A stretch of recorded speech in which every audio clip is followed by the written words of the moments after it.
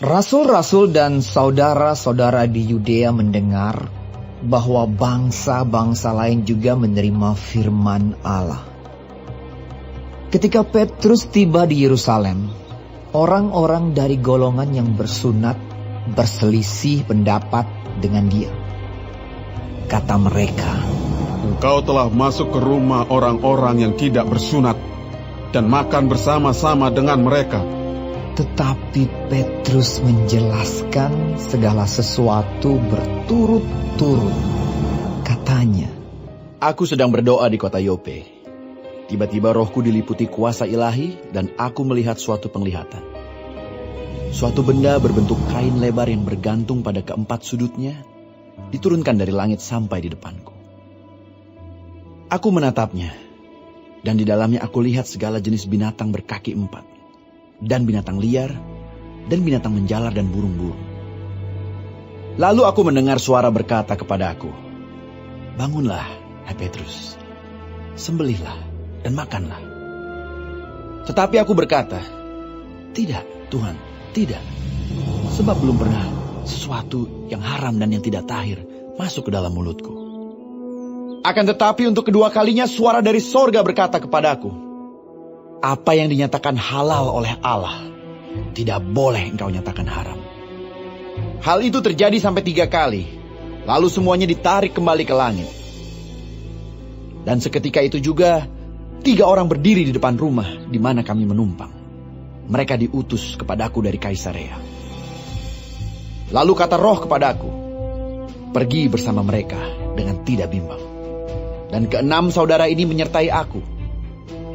Kami masuk ke dalam rumah orang itu, dan ia menceritakan kepada kami bagaimana ia melihat seorang malaikat berdiri di dalam rumahnya dan berkata kepadanya, 'Suruhlah orang ke Yope untuk menjemput Simon yang disebut Petrus.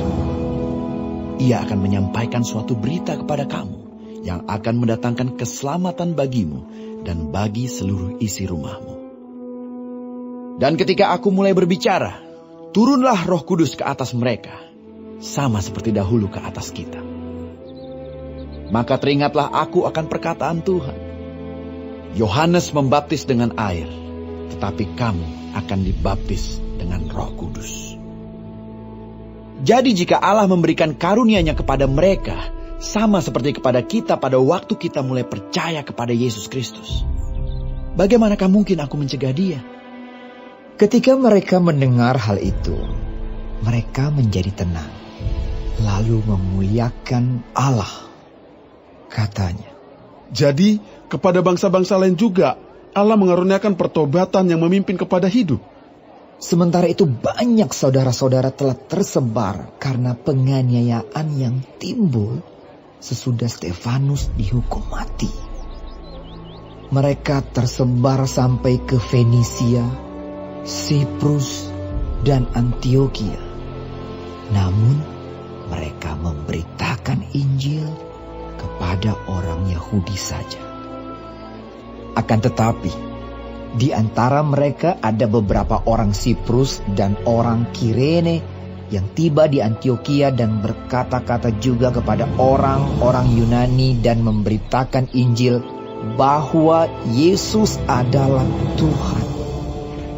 Dan tangan Tuhan menyertai mereka, dan sejumlah besar orang menjadi percaya dan berbalik kepada Tuhan.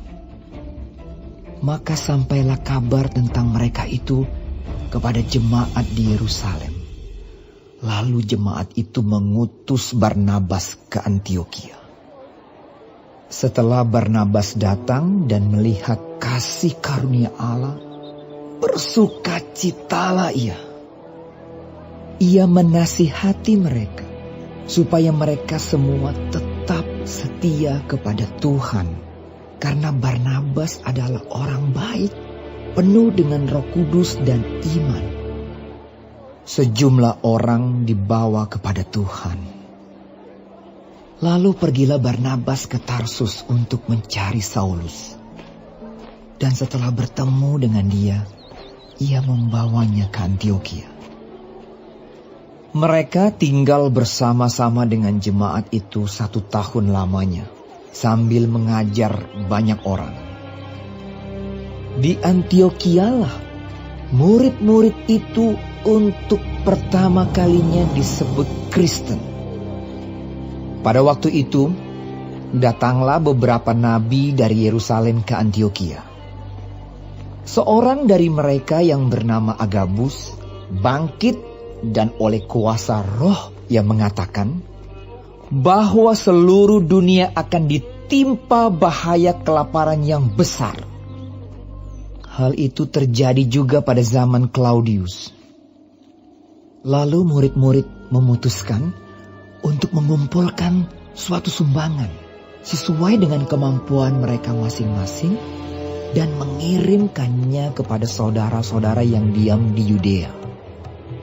Hal itu mereka lakukan juga, dan mereka mengirimkannya kepada penatua-penatua dengan perantaraan Barnabas dan Saulus.